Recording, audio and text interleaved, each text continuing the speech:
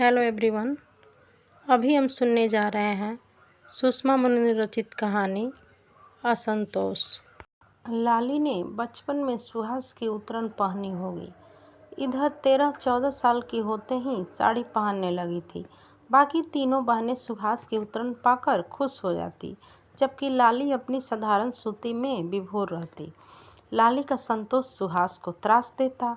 सुहास खुद से 1.5 वर्ष छोटी लाली को अकारण अपना प्रमुख प्रतिद्वंदी मानने लगी, जबकि लाली सुहास के ठाट बाट से निष्प्रभावी बनी रहती। सुहास उद्विग्न होती। लाली, तू साड़ी में खबीस दिखती है। जिज्जी, साड़ी में बहुत आराम मिलता है। लड़कों जैसे पैंट में तुम्हारा दम नहीं घुटता। लाली अपनी नादानी में सुहास को छेड़ जाती। तू क्या जाने कि जीन्स की शान। गांव से निकल, फिर देख लड़कियां कितना अद्भुत कर रही हैं, कितनी ऊंची पढ़ाई कर रही हैं।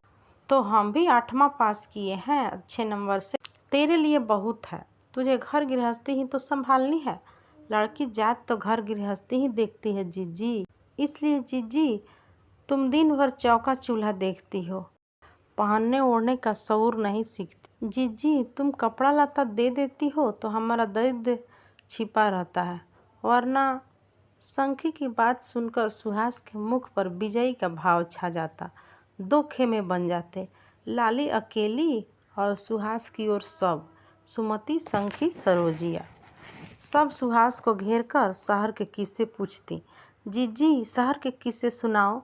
शहर की लड़कियां तुम्हारी तरह सुंदर और होशियार है। जीजी, तुम कार चला लेती हो, फटफटी भी। सभी लड़कियां घड़ी बांधती हैं। हाँ, मैंने भी नई घड़ी खरीदी है। पुरानी मुझे पसंद नहीं थी, तुम लोग को दे दूंगी। सुहास तिरछी नज़रों से लाली को टोहाती, शायद आग्रह करे कि इन लोगों को कपड़े मिल गए हैं तो जीजी मुझे घड़ी दे देना। पर लाली आग्रह न करती। सुहास की कनपटी गर्म होने लगती। यह अभिमानी लड़की अपनी सीमा में तुष्ट है या तुष्ट दिखने का ढोंग करती है। इसे कभी मेरे जैसी सुविधा संपन्नता पाने की चाह क्यों नहीं होती। मेरे ठाट बाट से डाह तो हो सकती है। फिर सुहास जब लाली के ब्याह पर गांव आई तो तुष्ट थी, पर यह अप्रिय चेहरा अब नजर नहीं आएगा। काकी हुलस कर माँ से बता रही थी, भौजी, बड़ा अच्छा घर परिवार मिल गया है। माँ बाप और 2 भाई हैं। बस गांव में खेती बाड़ी है, कस्बा है, पक्का मकान और निजी आटा चक्की है। लड़का कॉलेज में पढ़ता है, अच्छे नंबर से पास होता है। अपने दहेज के सामान को देखकर लाली लाजाए भाव से सुहास से बोली, देखो ना जीजी, अम्मा हमारे लिए क्या क्या सजाए बैठी है। पलंग, रजाई, गद्दा, रेशमी चादर, टीवी, टेबल फैन, बर्तन, गहने। उन क्षुद्र सामग्रियों को देख सुहास ने कहा लगाया था, लाली, जब मेरा विवाह होगा ना, तब देखना दहेज किसे कहते हैं। बंगला, गाड़ी, फर्नीचर, गहने और न जाने क्या क्या। सुनकर लाली चौकी तक नहीं थी। शहर में ये सब देना पड़ता है जीजी, यहाँ गांव में नहीं चलता। सुहास का जी चाहा लाली के बाल नोच डाले। कूप मंडूक कहीं की, अपने आगे किसी को कुछ समझती ही नहीं है। शहर देखा होता तो जानती कि दुनिया कितनी बड़ी है। सुहास अपने विवाह में लाली को दिखा देना चाहती थी कि दुनिया ऐसी रंगीन होती है और जिंदगी इसे कहते हैं। सुहास का श्रृंगार, रत्न जड़ित आभूषण, बहुमूल्य परिधान, घर की भव्य सजावट, विद्युत बल्बों की जगमगाहट, अत्याधुनिक परिधानों में अतिथि समुदाय, नयनाभिराम IAS दूल्हा, संगीत लहरी, भव्य भोज, विराट दहेज, सब कुछ बेजोड़ अद्भुत था। सुहास ने पाया कि लाली की आंखों में अचरज और कौतूहल खूब था, पर ईर्ष्या दोष न था। लाली अपने पति रामानुज और 2 नन्ही बेटियों में रमी हुई थी। अपने स्तर पर प्रसन्न नजर आ रही थी। सुहास के भीतर मड़ोर सी उठी। मेरे विवाह की भव्यता इसे थोड़ा भी विचलित नहीं कर रही है। यह खुश है, हर काम में कैसे आगे आगे हो रही है। हम तो खूब नाचेंगे गाएंगे। जीजी का ब्याह क्या मामूली बात है। बड़ी अम्मा, जीजी के ससुराल भेजा जाने वाला बहिना तो हम ही बनाएंगे। खाजा, गुजिया, मठुलिया, सोहारी। तुम्हारे इस शहरी हलवाई सोहारी बनाना क्या जाने। जीजी, उपटन लगाने में मुंह न सिकोड़ो, बड़े भाग से देह में हल्दी चढ़ती है। चलो बैठो, तुमने बहुत पुण्य किए हैं कि तुम्हें भी इतना अच्छा घर वर मिल रहा है जैसे कि हमें मिला है। घर धन धान से भरा रहता है, अच्छा परिवार है। और हमारे चक्की वाले रामानुज तो साक्षात श्री रामचंद्र जी हैं। लाली, जिस घर में तू रहती है उसमें मैं 2 दिन नहीं रह सकती। बंगला गाड़ी की आदत है। हमारे घर में भी कमी नहीं है जीजी।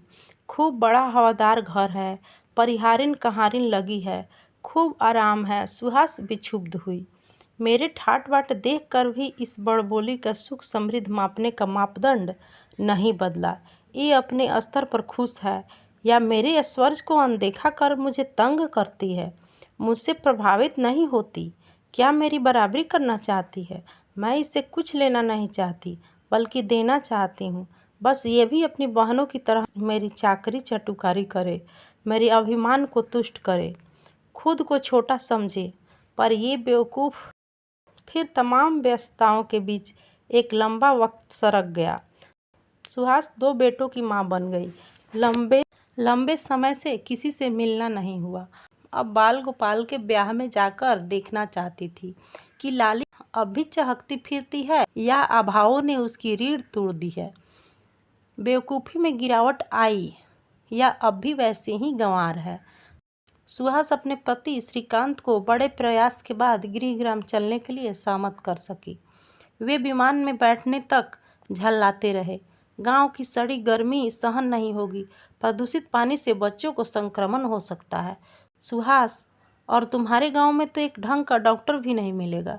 दिल्ली से खजुराहो विमान से, फिर खजुराहो से गांव तक की यात्रा सुहास के बाबूजी की कार में पूरी हुई। सुहास के पहुंचते ही घर में अफरा तफरी मच गई। श्रीकांत इतने बड़े अफसर, पूरा घर स्वागत में तत्पर हो उठा। सीलिंग फैन वाले कमरे में श्रीकांत को ले गया। सुहास दूसरे कमरे में बैठी। बाल गोपाल ने टेबल फैन चला दिया। माँ, काकी, लाली, सुमति, संखी, सरोजिया सब घेर कर बैठ गए। सुहास ने बहुत सारे रिजेक्टेड कपड़े निकाले। संखी, ले भाई, ये साड़ी तू रख, मैं नहीं पहनती। दिल्ली में रोज़ फैशन बदलते रहता है। सुमति, ये साड़ी पकड़, बड़ी गफ है, सालों पहन सकती है। सरोजिया, इधर आ। और हाँ, ये मेरे सोनू मोनू के कपड़े हैं, ये लोग अब नहीं पहनते। जिसके बच्चे को जो कपड़ा फिट आए ले लो। इस लेन देन को देखती लाली बोल पड़ी। सोनू मोनू तो खूब नए फैशन वाले कपड़े पहनते होंगे ना। हमारी लड़कियां भी खूब फैशन समझने लगी हैं। हमारी देवरानी शहर की है ना, तो उसी ने इन लोगों को भी फैशनदार बना दिया है।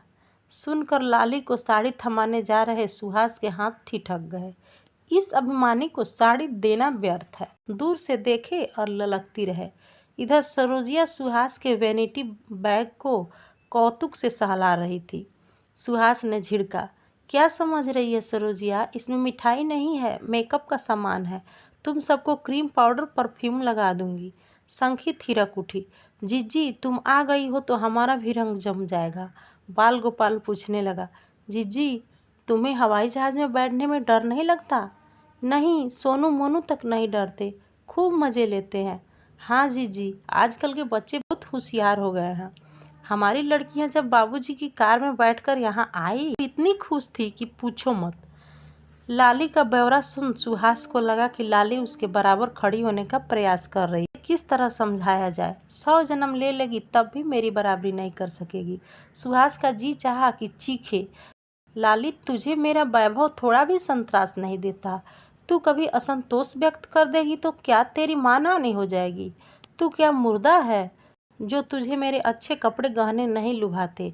तेरी कोई इच्छा कामना आकांक्षा नहीं है? इतनी संतुष्ट कैसे रह पाती है रे? सुहास के भीतर अकुलाहट भरती गई। लाली को पुकारते हुए सनत काका वहां आ पहुंचे। लाली, तुम यहाँ डटी हो? काम पड़ा है, चलो देखो। जीजी, तुम सुस्ता लो, मैं काम देख लूँ, कहकर लाली चली गई। सुहास ने राहत की सांस ली। सुहास को बड़ी देर बाद श्रीकांत का ध्यान आया। बेचारे बोर हो रहे होंगे। उनके कमरे में पहुंची तो देखा वहां दरबार लगा हुआ है। श्रीकांत हंस रहे हैं। कोई पूछ रहा है, कुतुब मीनार कैसी है जीजा जी? लाल किला और संसद भवन। पूछते क्या हो, दिल्ली आओ, सब दिखा देंगे, श्रीकांत बोले। बाल गोपाल बोला, जीजा जी, आप इतने बड़े अफसर हैं, हमें भी दिल्ली में काम दिलाइए ना। बिल्कुल, कहो तो वहीं सेटल करा दूं। कहते हुए श्रीकांत की दृष्टि दरवाजे पर खड़ी सुहास पर पड़ी। तुम अब तक कहाँ छिपी बैठी थी सुहास? देखो कैसी शीर्ष वार्ता चल रही है। लाली जी ने बढ़िया पुदीने का शरबत पिलाया, मजा आ गया। सुहास चौंकी। पहले तो यहाँ आना ही नहीं चाहते थे और अब ऐसे ठठा रहे हैं जैसे पूरा जीवन यहीं बीता हो। और ये लाली हवा प्यार है क्या? अभी वहाँ तो अभी यहाँ। लाली कहने लगी, शरबत अच्छा कैसे ना होता जीजा जी, आपके लिए स्पेशल बनाया है, एक गिलास और लाएं? सुहास ने भ्रिकुटी तानी। कृपा कर शरबत पिलाकर भूख मत बिगाड़। ऐसा कर, इसी कमरे में टेबल लगवा दे तो इन्हें और सोनू मोनू को यहीं खिला देती हूँ। ये लोग भीड़ भाड़ में नहीं खाएंगे। आज तो भाई साहब पंगत का आनंद लीजिए, रामानुज ने आग्रह किया। यह ठीक होगा, कभी बचपन में खाया था, आज बचपन की यादें ताज़ा की जाए। श्रीकांत तत्क्षण सहमत हो। लाली ने हर्ष व्यक्त किया। ये हुई न बात, पंगत की व्यवस्था हो रही है। पंगत की छटा देख सुहास मूर्छित हो रही थी। बता बता कर थक गई। हम लोग डाइनिंग टेबल पर कांटे चम्मच से खाते हैं और यहाँ श्रीकांत पंगत में बैठकर दोना भर कढ़ी सरपोट रहे हैं। स्नैक्सी प्रेमी सोनू मोनू सोहारी और पीसी शक्कर हजम कर नाक काटे डाल रहे हैं। खूब आग्रह कर कर के श्रीकांत को खिला परोस रही थी। सुहास को लगा वह अपने पर से अपना नियंत्रण खो रही है। अभी लाली मानो उसको उस्काती हुई बोली, जीजी तुम कहती हो सोनू मोनू खाते नहीं, देखो कितना प्रेम से खा रहे हैं। सुहास को लगा कि लाली कटाक्ष कर रही है। तुम भी तो यहीं अन्न खाती हो जीजी, फिर बात व्यवहार में अहंकार क्यों, बनावटीपन क्यों? पढ़ लिख कर आदमी क्या यहीं सीखता है? उत्तर श्रीकांत ने दिया। लाली जी, दिल्ली में यह चटपटी कढ़ी नहीं मिलती, इसलिए भूख नहीं लगती। लाली बोली, हम तो डर रहे थे जीजाजी कि आपको यहाँ का खाना पसंद भी आएगा कि नहीं। हाँ, खाया तब पता चला, जो स्वाद और सौंधापन इस खाने में है वो निराला है। चलो खाना तो बहुत खा लिया, अब एक अच्छा सा पान खिलाओ, अभी आपके लिए स्पेशल बीड़ा बना कर लाते हैं। सुहास को एकाएक लगने लगा कि श्रीकांत लाली में रुचि ले रहे हैं। वह सोचती थी कि श्रीकांत अगले दिन ही उपकर वापस जाने की बात कहेंगे और यहाँ ऐसे रम गए कि विश्वास नहीं होता। श्रीकांत सचमुच रम गए थे। पिकनिक सा आनंद आ रहा था। रामानुज के साथ खेत खलियान अमराई देखने गए। दुलदुल घोड़ी के नाच पर विभोर होते रहे। लाली और अन्य स्त्रियों के गीतों पर वाह वाह करते रहे। सुहास को न जाने क्यों अपनी माया काया फीकी लगने लगी। सारा अभिमान दबदबा इस 2 टके की लाली के समक्ष व्यर्थ हो रहा था। बिना किसी विशिष्टता व उपलब्धि के यह लड़की उसे पराजित किए जा रही थी और तमाम माया काया के बावजूद अलग थलग पड़ गई है। वापसी का दिन। बीच आंगन में रखी खटिया पर बैठे हैं। घर की स्त्रियां नए रुमाल में 10, 20, 25 रुपये बांधकर श्रीकांत को दे रही थी। श्रीकांत के मुख पर तरावट का भाव था, मानो कह रहे हों, परंपरा और संस्कृति गाँव में आज भी जीवित है। सुहास तनाव में है।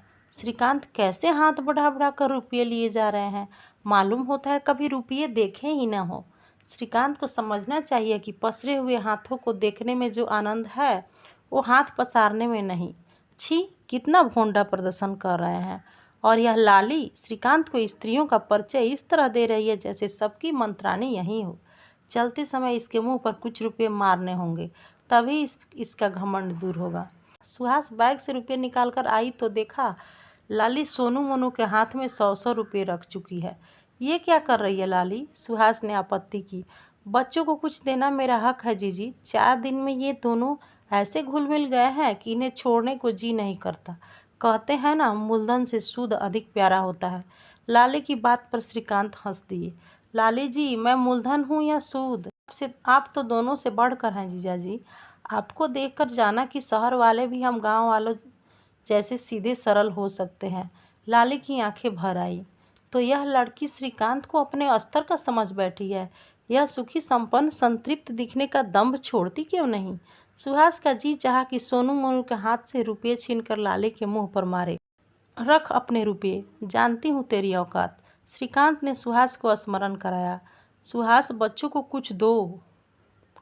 ओह हाँ लाली, तेरी लड़कियों का नाप मालूम नहीं था, इसलिए कपड़े नहीं लाई, खरीद लेना। सुहास की उंगलियों में 5-5 सौ के 2 नोट दबे थे। नहीं जीजी, तुम लोगों ने आने का समय निकाला, हमारे लिए यही बहुत है, कहते हुए लाली की डब-डब आंखें बरस पड़ने को हो आई। लाली जी रख लीजिए, मुझे अपना मानती है ना? देखा, मैंने भी तो रुपये रखे ना। मैं जानता हूँ कि ये रुपये नहीं है बल्कि देने वाले के स्नेह होते हैं। ले लो, मीठी याद लेकर जा रहा हूँ, उत्साह बना रहने दो। श्रीकांत के आग्रह में अपनत्व है, स्नेह है। खुद को सर्वश्रेष्ठ और दूसरे को निकृष्ट सिद्ध करने का अधिकार नहीं है। आपने जीजा जी ऐसी बात कह दी है कि लाओ, कहते हुए लाली ने रुपये ले लिए। सुहास को लगा लाली उसके कहने पर रुपये ना लेकर उसको खारिज कर देने की कोशिश कर रही है। इस लड़की को कभी कोई चाह क्यों नहीं होती, कभी कोई असंतोष क्यों नहीं व्याप्त। मुझे तो अब भी एक ही चाह है, पता नहीं क्या पाने की। सुहास को पहली बार लगा कि लाली के पास बहुत कुछ न होते हुए भी शायद सब कुछ है, और उसके पास सब कुछ होते हुए भी शायद कोई कमी है, कोई असंतोष है। हाँ, शायद लाली के संतोष का असंतोष। आते रहिए जीजा जी, जीजी। लाली की आंखों से आंसू कपोलों पर बह आए। धूल उड़ाती गाड़ी चल पड़ी। लाली काले धुंधलाते धुएं को देखती खड़ी थी। उसे अब भी मालूम न था कि उसकी सर्वश्रेष्ठ, सर्वसंपन्न और सुहाग जीजी को कोई असंतोष है। अभी आप सुन रहे थे सुषमा मुनिंद्र की कहानी असंतोष। ये कहानी आपको कैसी लगी ज़रूर से बताइएगा। धन्यवाद।